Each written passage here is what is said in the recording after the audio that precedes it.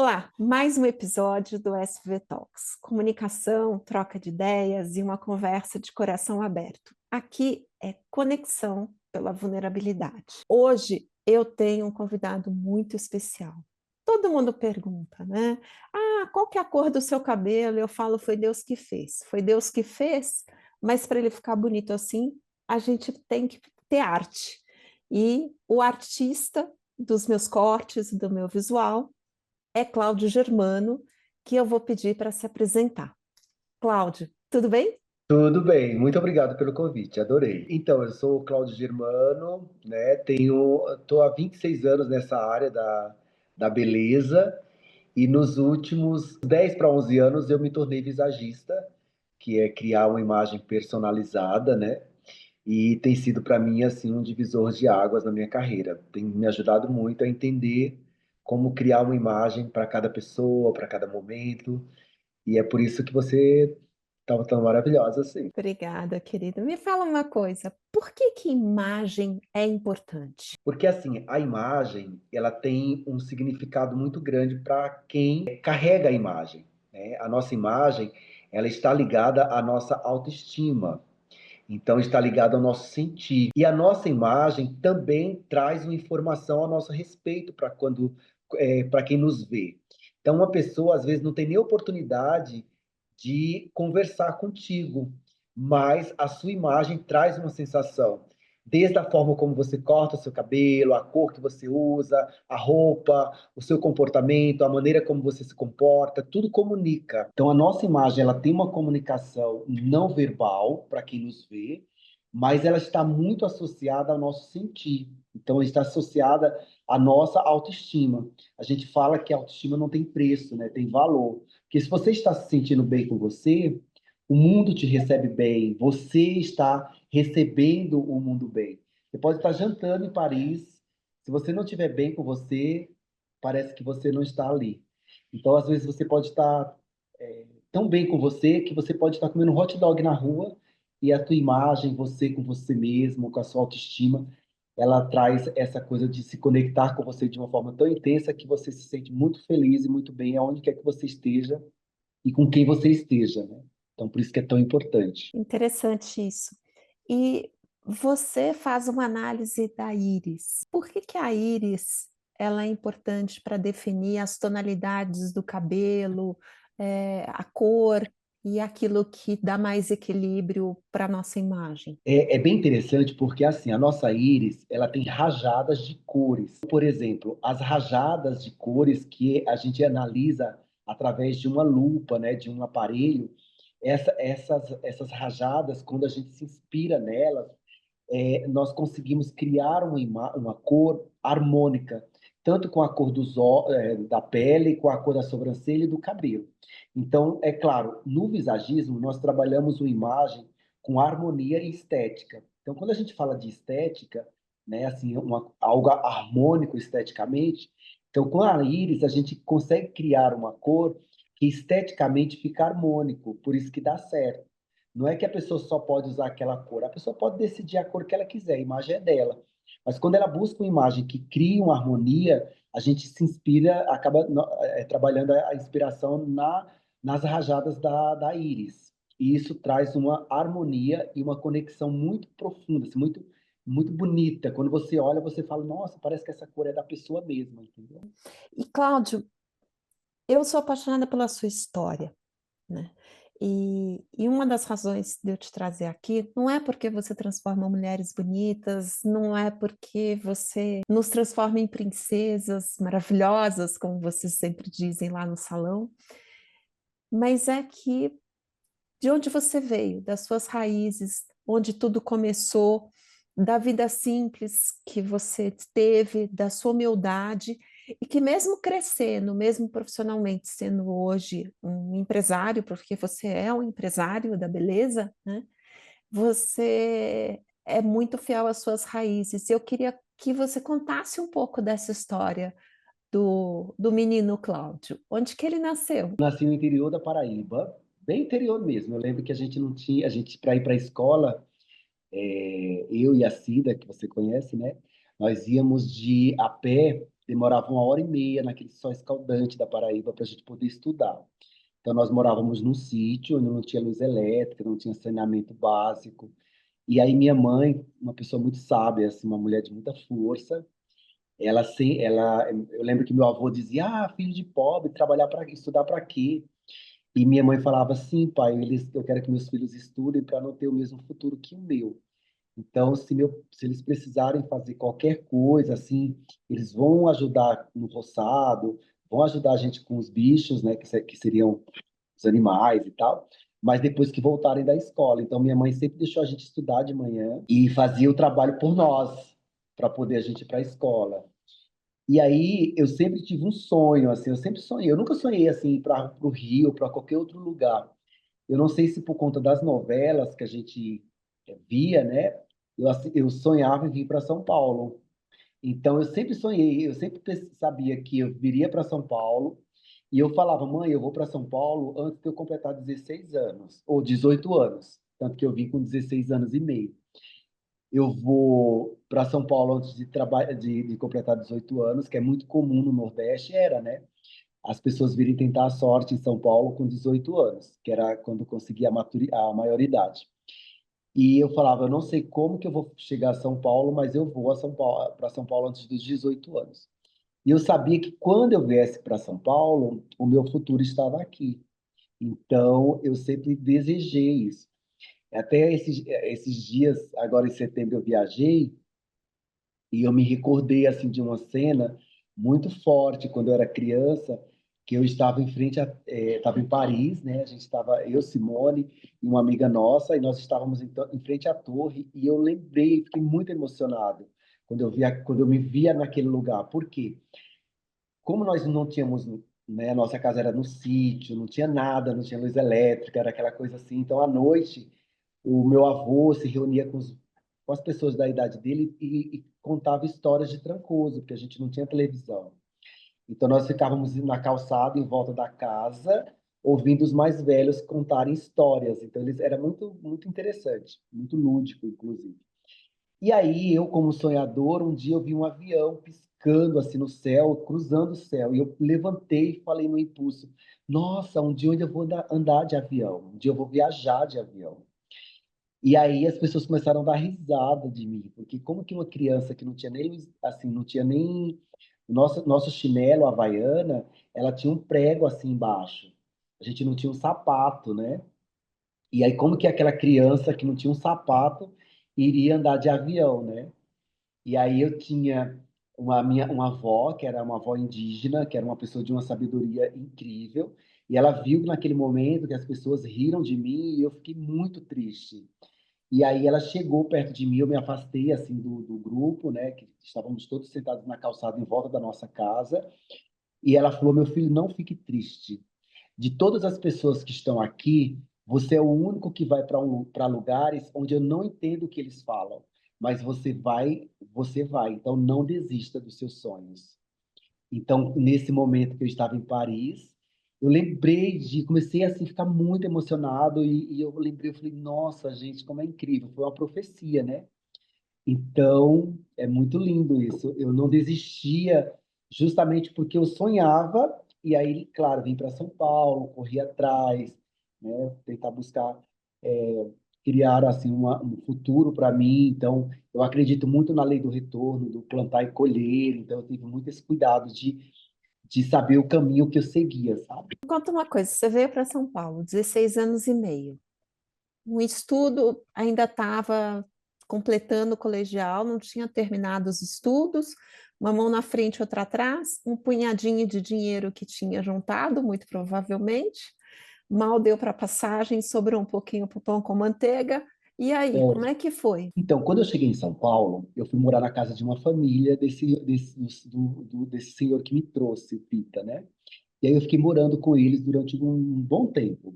Aí eu terminei o colegial, né? Fiz a primeiro, segundo e terceiro colegial, na época era terceiro colegial, né? E aí eu não conseguia fazer uma faculdade, porque aí eu teria que, né? Eu já estudava nessa época à noite, mas trabalhava de dia. E aí quando terminei meus estudos, foi quando eu precisei sair da casa dele. E aí para mim foi a época mais difícil, porque enquanto eu morava com eles, eu morei acho que uns 3 anos mais ou menos, era tranquilo, né? Porque aí tinha um alimento, eu conseguia estudar e trabalhar e tinha essa condição assim de ter um teto. Você Aí, trabalhava quando em quê? eu trabalhava em supermercado na época, eu trabalhava com um repositor. Aí, quando chegou um determinado momento, eu saí desse lugar e fui morar com um amigo. E aí logo em seguida a Cida me chamou para morar com ela. E aí eu fui morar com a Cida. Nessa época eu fiquei desempregado. Depois eu consegui um trabalho, tudo nessa área, né? E a Cida precisou ir morar em Sorocaba. E aí ela mudou para Sorocaba, isso há muitos anos, há uns 29, 30 anos. E aí, quando a Cida foi embora, acabei em um dia, aí eu fui dividir apartamento com um amigo, e esse amigo falou, você ofusca meu brilho, eu não quero você morando comigo, eu queria que você fosse embora. E eu me vi na rua, sem ter para onde ir.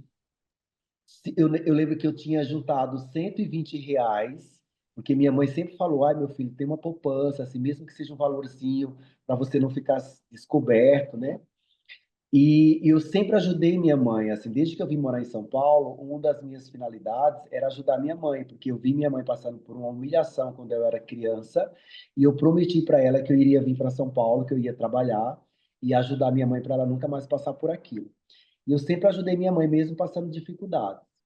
Nesse momento, eu me vi na rua, no metrô Anhangabaú, sem ter para onde ir e com R$ 120 apenas, que só dava Mas para me eu fala pagar. uma coisa, você me ofusca, por que que você ofuscava essa pessoa? É que assim, por exemplo, eu acho que quando ele me convidou para morar na casa dele, eu acho que ele devia ter algum interesse em mim. E eu era tão inocente que eu nem percebi.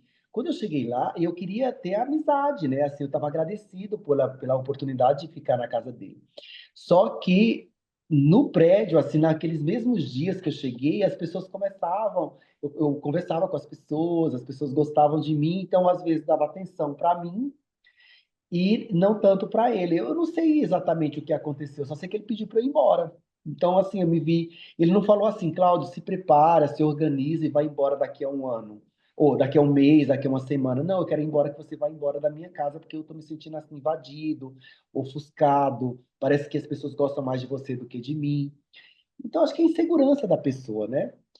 Aí eu me vi no metrô Anhangabaú, sem ter para onde ir, sem ter dinheiro.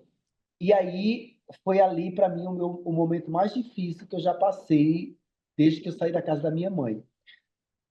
Porque eu me vi desesperado. Então, na época, eu não sei se você lembra de um jornal chamado Diário Popular, que tinha um jornal Diário Popular, e aí eu me vi, eu só tinha uma mochila e eu só tinha uma bolsa, a minha mochila e uma bolsa verde. Eu nunca vou esquecer aquelas bolsas que a gente coloca aqui do lado. Então só tinha isso que eram minhas roupas, porque quando eu fui morar com a Cida tinha os móveis que era dela.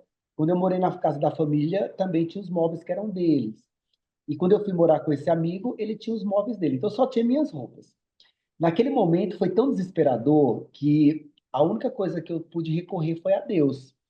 Então eu lembro que eu sentei no metrô em Anhangabaú naquelas escadas, me encolhi num lugar assim e comecei a clamar a Deus por ajuda. Eu falei, Deus, se o senhor me trouxe para São Paulo, não foi para passar por isso. Então, se o senhor está me ouvindo, me ajuda, coloca uma pessoa que possa me orientar, que possa me ajudar, que não venha com interesses para mim, uma pessoa que seja uma pessoa mais velha, que possa me direcionar, porque eu estava totalmente perdido em São Paulo, né, longe da minha família, de todo mundo. E aí aconteceu algo que eu vejo como um milagre. Inclusive, antes de eu fazer essa gravação contigo, né, esse bate-papo, eu estava conversando com a dona Diva, que foi essa senhora que Deus colocou na minha vida. Ela hoje tem 82 anos. Mas é muito incrível como nós nos conhecemos. O que que aconteceu? Na hora que eu abri meus olhos, eu chorava muito, assim, encostado, que eu estava com vergonha de estar chorando na frente das pessoas. Aí Deus falou nitidamente no meu coração: compre um jornal. Compre um jornal. E na época era. Quando eu abri meus olhos, ali na parte plana do metrô Anhangabaú tinha uma banca de jornal. E tinha, isso era em torno de 3 horas da tarde. E tinha um jornal balançando, preso assim, balançando. E era o Diário Popular. Aí eu comprei, aí tinha classificados, aí eu sublinhei um classificado e era fichinha, lembra? Telefone fichinha? Comprei as fichinhas e liguei naquele número. E o nome, e a mulher, essa senhora chamada Dona Diva, ela estava anunciando um quarto, uma pensão. Ela estava anunciando um quarto com banheiro, que custava R$ 280. E eu só tinha 120. Aí eu liguei para ela. Quando eu liguei, ela falou, eu falei, oi, eu falei, eu tô ligando por causa do anúncio. Aí ela falou, ah, sim, qual o seu nome? Aí eu falei. Aí ela falou, eu falei, meu nome é Cláudia. Ela falou, só um minuto. E aí ela voltou e falou, meu filho. Tanto que até hoje ela me chama de meu filho, que ela fala que eu sou filho dela do coração. Ela falou, meu filho, onde você está? Aí eu falei, estou no metrô Anhangabaú. Ela falou, você sabe chegar até o Socorro? Eu moro em Santo Amaro, no Socorro. Aí eu falei, eu acho que eu sei. Ela falou, não, porque se você não souber, me fale onde você está, que eu vou pegar meu carro e vou lhe buscar aí. Aí eu falei, "Oxe, essa mulher é doida, né?" Eu pensei, como que pode ela me oferecer algo que ela nem sabe que eu sou e tal?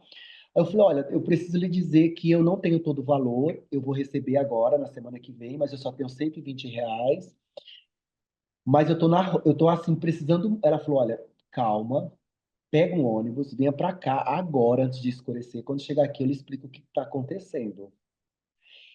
E foi assim que eu fui parar na casa da Dona Di. E Dona Diva te acolheu? Quando eu cheguei lá, eu não sabia, eu fiquei pensando, meu Deus, onde eu vou dormir? Porque eu não tenho uma cama, onde eu vou, né? Não tinha nada. Quando eu cheguei lá, a Dona Diva estava esperando, eu lembro da roupa que ela usava. E ela chegou e falou: olha, Cláudia, talvez você não acredite no que aconteceu, mas eu sou uma senhora cristã.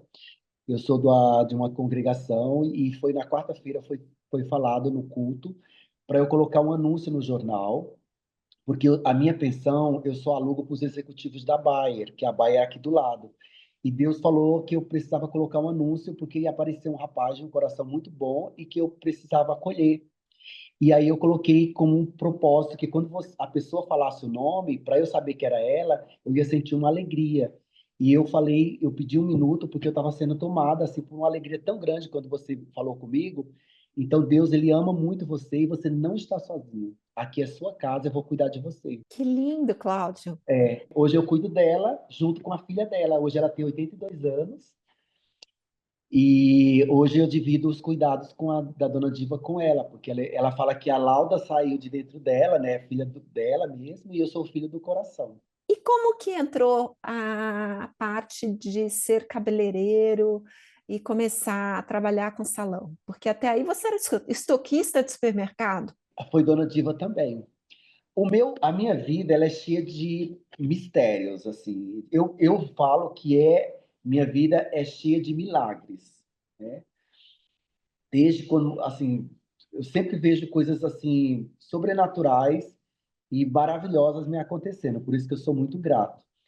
Mas eu trabalhei durante alguns anos em supermercado. Na época eu estava trabalhando para uma empresa chamada Kimberly Clark Kenco, que fazia aqueles de íntimo gel, né, de absorventes e tal. Eu representava essas empresas. Eu ia organizar os produtos nas gôndolas, representando essa empresa. E aí a minha empresa aí foi terceirizada. Na época eu morava com a dona Diva e eu fiquei desempregado. Aí Dona Diva falou: meu filho, se você não pode pagar uma faculdade, você precisa ter uma profissão. Porque a profissão, onde você for, você tem uma profissão, se você não pode pagar uma faculdade. Em vez de você ser um assalariado ou uma pessoa como agora, que você está procurando uma colocação e não está conseguindo. Aí eu, aí eu consegui, nesse tempo, trabalhar na Kimbler. A Kimberly, não sei se essa marca ainda existe, não sei, mas Existe. na época eu fui trabalhar com eles como repositor e era terceirizado, então eu ganhava muito pouco. E aí um dia a dona Diva, essa mulher incrível, de uma sabedoria, eu estava indo dormir, ela falou: meu filho, converse com Deus, Deus te escuta tanto, pede para ele um direcionamento para você fazer um curso. E aí eu falei,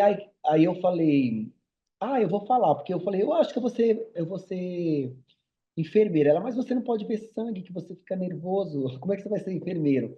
E aí eu fui e eu comecei a pedir, toda hora que eu ia dormir, eu pedia, Deus, me ajuda, me dá uma luz, o que que eu vou fazer na minha vida? Eu preciso de uma profissão, eu vim para cá para poder ajudar minha família.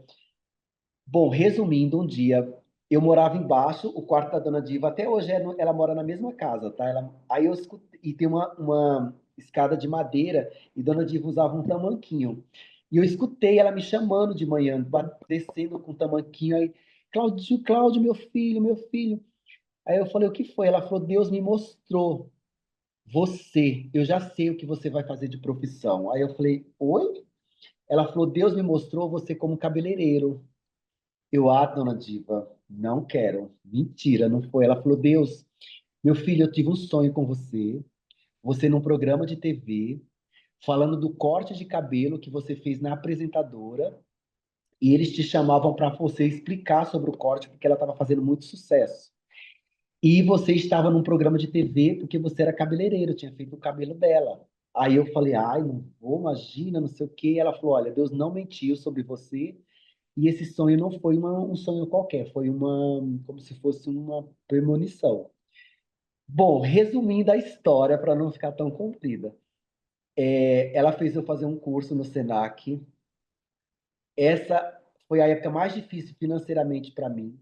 Essa senhora me dava um pão de manhã para eu ir comer, com café, eu tomava com ela. Trabalhava o dia inteiro, porque eu vendia meu vale transporte, meu vale refeição para pagar o meu curso. Era uma época que chovia muito em São Paulo, há 28 anos atrás.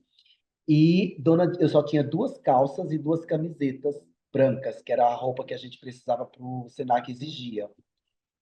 E a dona Diva lavava minha roupa, colocava atrás da geladeira e passava no ferro para poder secar. Quando eu voltava para casa, ela tinha guardado uma marmitinha que ela fazia para os peões da Bayer, aquela marmitinha molinha. Ela fazia uma comidinha para mim, guardava para mim. Olha, olha o quão essa pessoa foi incrível comigo. E aí ela me dava comida. E aí eu me formei no Senac.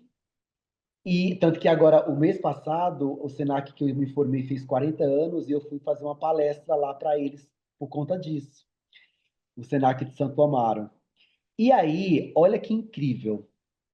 Me tornei visagista, fiz o corte de cabelo da Jaqueline Stefano, que é da Hit TV, e fez um sucesso tão grande que me chamaram para falar do corte dela quando iniciou o ano. Isso há uns 7 anos, isso há uns 7 anos não, acho que uns 9 anos atrás. Aí eu estava indo gravar, era ao vivo o programa, eu estava no minhocão, em cima daquele, indo para o estúdio. Lembrei da Dona Diva, mas não lembrei do sonho dela. Lembrei da Dona Diva por nada. Liguei para ela, Dona Diva, se ela está em casa, Dona Diva, liga no programa tal que eu vou te mandar um beijo. E eu vou falar da senhora. Quando ela assistiu, ela falou: foi esse sonho que eu tive, você falando do cabelo, e era essa moça. Tanto que a Jaque conheceu Dona Diva, conversaram muito. No dia do aniversário de 80 anos da Dona Diva, eu trouxe essas pessoas que, de alguma forma, estão próximas a ela por conta da minha história. Então é isso. Foi assim. E você não abandonou suas raízes, né? Porque Não. você continua cuidando da sua mãe, cuida da Dona Diva, acompanha a sua família toda, né? E tá ali cuidando de todo mundo. E isso é possível, Cláudio, porque além de ser um cabeleireiro, uma pessoa esforçada, o que as pessoas não sabem é que você é um empresário. E agora eu queria contar um pouco dessa faceta do Cláudio, porque, gente, o Cláudio tem um salão onde ele não tem funcionário, ele tem um time de sócios no salão dele. E quando você entra ali e você enxerga aquela estrutura que funciona de forma harmônica, que não tem competição, não tem ninguém puxando o tapete de ninguém, os clientes são todos acolhidos da forma mais gostosa do mundo. E aí, quando a gente começa a perguntar, e eu fui investigar com o Cláudio como que ele conseguia aquilo, ele falou assim: eu não tenho funcionário, eu tenho sócios. Como que você montou um salão e de onde surgiu essa ideia de ter sócios? Como que funciona isso? Eu trabalhei 10 anos numa rede francesa, né, chamada Jean-Louis David, e quando eu decidi montar o meu estúdio, que completou 14 anos, eu queria algo diferente. Eu não queria mais aquela coisa de salão tradicional. Então, eu queria um estúdio fechado, onde eu recebesse as pessoas, só aquelas pessoas que eu queria. E a princípio eu queria trabalhar sozinho. Então, só que aí o número de clientes começou a crescer muito. Aí eu trouxe um assistente, depois eu precisei trazer uma secretária. Aí foi crescendo. Depois aquele assistente foi se tornando cabeleireiro. E eu percebi que assim, o grande lance dos cabeleireiros mudarem muito de lugar no tempo que eu gerenciei esse salão, essa rede, era porque eles não eram valorizados. Eles eram assim, eles não eram, eles tinham uma comissão, mas eles não eram colocados ali como fazendo parte daquilo. Era como se fosse uma pessoa que estivesse ali para dar lucro. Então, quando eu conversei com a proprietária dessa rede, né, que ela tinha dois salões, eu falei, Dani, eu não vou aceitar ser sócio seu, porque a maneira como eu vou trabalhar é diferente. Eu vou fazer com que os meus funcionários eles tenham participação no lucro da empresa. Aí ela falou: Isso não vai dar certo, porque aí eles vão ter acesso a quanto você ganha, quanto você fatura, a tudo mais. Eu falei: Então, mas eles vão ter acesso também aos custos, eles vão ter acesso a tudo.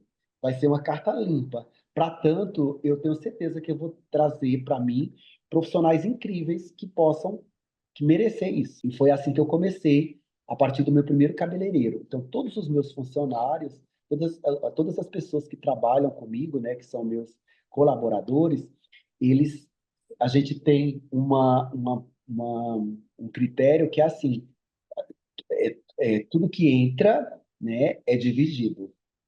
Então, por isso que ele se sente, a cliente vem por mim e chega ali, a gente direciona para o expertise de cada um dos profissionais. E aí, no final, você vê que todos trabalham motivados e todos trabalham muito felizes. Não, e não E tem aquele encosta-encosta. Por exemplo, você tem um profissional que está lá fazendo meu cabelo, aí tem um outro que está disponível, está sem nada para fazer, ele não vai se encostar e relaxar, não, ele junta e ele apoia o outro, né? Porque eles querem terminar aquele serviço, deixar a cliente satisfeita. A cliente também não quer ficar horas e horas no salão, então se o trabalho é mais rápido, é melhor. Então, tem sempre essa questão de um apoiando o outro, um ajudando o outro. Qualquer um vai lavar sua cabeça, qualquer um vai secar seu cabelo. Olhou, a cliente deu sopa, tem gente pegando.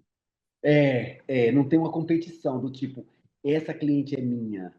Não, a cliente é do estúdio e cada um, né, a cliente tem a opção de escolher o profissional, né? Assim, eu gostaria de fazer com tal profissional, mas você vê que vamos dizer assim, você vai fazer um Botox e escolheu fazer com um profissional X. Mesmo assim, um deles vai lavar o teu cabelo, o outro vai secar, o outro, entendeu? Não tem essa coisa de falar essa cliente é minha, não tem essa competição. Ou você ir fazer no outro dia com escolher um outro profissional, ou ir para um outro profissional e a pessoa ficar com a cara feia. Não, não existe isso. Porque não existe competição entre eles, né? Todos ganham mediante a entrega de todos. Agora, Cláudio, tem duas coisas que são características claras do seu trabalho. A primeira é seu corte. Seu corte, ele é uma arte, né? E a segunda é a questão do visagismo, que você tem essa questão da análise da pessoa, do que ela faz, do que ela demonstra, do que ela deveria demonstrar, né? Eu brinco que eu sou uma pessoa até mais leve depois que eu passei por você, e eu lembro um dia que eu cheguei lá com uma cor de batom e você falou assim, Sara, não usa mais essa cor de batom, porque isso combina com a Sara carrancuda, você não é mais aquela pessoa carrancuda, você é uma pessoa mais Ela é leve. roxo, né? É, aí eu queria saber assim, isso também você ensina para o seu time? Eles também estão sendo preparados para darem continuidade para o seu trabalho? Porque um dia você Sim. já falou para mim que você não quer trabalhar muito mais, que você quer parar É. daqui a pouquinho. Eu pretendo diminuir bastante, e para tanto eu tenho preparado eles a cada dia, né? Eu trabalho com visagismo Philip Hallowell, que é reconhecido como ciência no mundo. Então a gente trabalha a partir da leitura do rosto, que é a nossa sede de identidade, por isso que o cabelo tem uma importância como uma moldura para o rosto. E aí a gente faz a leitura do rosto, dos temperamentos, busca entender seu momento de vida, como você quer se sentir. É bem profundo, né? Quando você faz o visagismo a primeira vez. Só que aí, quando você se torna um cliente, a gente vai sempre conversando para direcionar a melhor imagem para cada momento e tal. E aí, as cores, a imagem, ela é criada, tudo que você vê tem linhas, cores e formas. Então, cores, elas têm uma influência muito grande. Cores, por exemplo, tem uma influência, por exemplo, se você vai no McDonald's, lá é a laranja, é amarelo e vermelho, que é para ativar fome e deixar você comer rápido e sair, porque é um fast food. Se você vai num restaurante onde eles querem que você consuma, né, um vinho, que conversem, nunca vai ter essas cores, por exemplo. Então, as cores influenciam a gente. Então, por exemplo, eu estou sempre olhando, às vezes, a cliente de uma forma sutil, eu dou um toque para ela, como foi seu caso. Porque no visagismo a gente entende como aquela imagem influencia você e para o outro. Por exemplo, o seu batom hoje, ele tá um batom que a gente presta atenção no que você está falando, mas traz uma comunicação de leveza, né? Traz uma cor para o seu rosto, ainda mais que você tem o cabelo claro. Aí, né, você vê que tem elementos que sai do claro, né? Cria pontos, inclusive o seu batom. É muito bacana para você, quando for se comunicar, sempre usar um batom. Agora, o batom roxo, ele expressa algo sombrio, fechado, dia nublado, entendeu? Então fecha a tua imagem. E combinava com a carrancuda que eu era, aquela financeira brava, que era a minha vida mesmo. Talvez Mas você hoje eu acertei, gente, ó, acertei a cor do batom, Cláudia tá, aprovou. tá bem, bem bonita a cor do batom. Esse batom é novo, viu? Compra recente. Então, e comprei Olha, pensando em você, nas suas instruções. acertou de encher. Quando você voltar no estúdio, vem com ele, que eu quero ver ele pessoalmente. É isso aí. Cláudio, bom, gente, eu podia ficar aqui 2 horas conversando com o Cláudio, porque é uma pessoa riquíssima, é uma pessoa super generosa, é isso. Você vai lá para arrumar o cabelo, ele te dá uma aula de vida, de história, de tudo, né? E, além de tudo, é um empreendedor, um empresário que construiu esse estúdio, né? Que é parte da casa dele, onde ele recebe as pessoas como se nós fôssemos amigos íntimos de muitos anos, e toda vez que você chegar lá é um carinho delicioso que a gente recebe. E eu queria que você deixasse para aqueles que nos escutaram até agora e que se identificaram com a sua história e que estão curiosos, que gostariam de passar por um banho de Cláudio Germano, né? Como que essas pessoas te encontram? Me encontram pelo Instagram, né, que é Cláudio Germano Visagista, lá tem todas as informações. Aqui não, se você passar na rua, você não vai saber que é um salão, porque fica dentro de uma vilinha de casas, super fofinha aqui na Barra Funda. Eu recebo pessoas de vários lugares do Brasil, ou Do pessoas mundo. do mundo que vêm para São Paulo por alguma razão, vêm para cá fazer visagismo, criar imagem. É muito legal, porque a gente cria uma imagem com propósito e passa a ser uma imagem que tem um valor agregado ali. Então, é um lugar que não tem uma placa, né? Assim, é mais a pessoa vem ou por indicação ou através das redes sociais. Hoje a rede mais ativa que eu tenho é realmente o Instagram, né? O Instagram lá tem todas as informações, tem várias transformações, adequações de imagem, dicas. Então a pessoa consegue direcionar ali se quiser falar com a gente, tudo. Aqui na descrição desse episódio vai ter lá o Instagram do Cláudio, Cláudio Germano Visagista. Eu sou super daquelas que fala, passa lá no Cláudio, você quer dar um banho de charme na sua vida, quer se transformar, passa no Cláudio, que ele vai fazer sua transformação, porque vale a pena. E se você acha, como eu achava, que era quase impossível conseguir um horário com ele, não é. Sempre a Cida está lá para dar um jeitinho e dar uma encaixadinha, porque eu lembro no dia que eu estava super insatisfeita, e eu tenho uma história horrorosa da minha transformação, estava insatisfeita com a minha imagem, era uma sexta-feira, final de tarde, mandei mensagem e eu consegui ser atendida no dia seguinte. Então também não fica achando que porque o Cláudio é essa pessoa incrível, maravilhosa e disputada, que a agenda dele é disputada, mas sempre tem lugar para mais um, porque ali é coração de mãe, né? Ai, muito obrigado, adorei a apresentação. A Cida, eu falo, Cida, pelo amor de Deus, você colocou mais um. Ela, ai, mas ela precisava tanto. Ela dá um jeitinho. Quando vem a primeira vez, como a gente precisa passar pelo processo da consultoria, aí demora um pouquinho mais, mas depois que você se torna cliente, mais ainda, a gente dá sempre mais um jeitinho para chegar ali o mais próximo possível do teu objetivo. É isso aí. A Cida, gente, é a irmã do Cláudio, que ele falou lá no começo do episódio, que também andava 1h30 para estudar. A Cida hoje administra o salão, ela é financeira do salão, ela faz formações para fazer uma gestão cada dia melhor do salão. Então, Isso. de novo, o Cláudio está ali, não só cuidando do time dele, mas também da irmã dele, da família dele lá na Paraíba e da Dona Diva. Da Dona Diva, minha diva maravilhosa. Exatamente. Que Cláudio, Deus querido, quero te abençoe. agradecer o seu tempo. A gente tem uma história incrível aqui. Queria que você deixasse a sua última mensagem para quem ficou com a gente até agora. Eu gostaria de deixar assim, nós estamos iniciando um ano novo, né? E é tão lindo a gente saber que, né, diante de tantas coisas que a gente vê acontecendo, a gente tem gratidão. Gratidão é uma moeda muito poderosa, né? Eu percebo como a gratidão na minha vida foi no dia a dia tão poderosa que traz coisas maravilhosas. Então, eu vejo sempre a vida como um aprendizado e tudo que eu passo, eu entendo que ali tem um porquê, tem uma razão. Então eu sempre agradeço. Quando você cria essa alegria de ter a gratidão, o universo ele te retorna, porque o universo ele devolve exatamente aquilo que você emana para ele.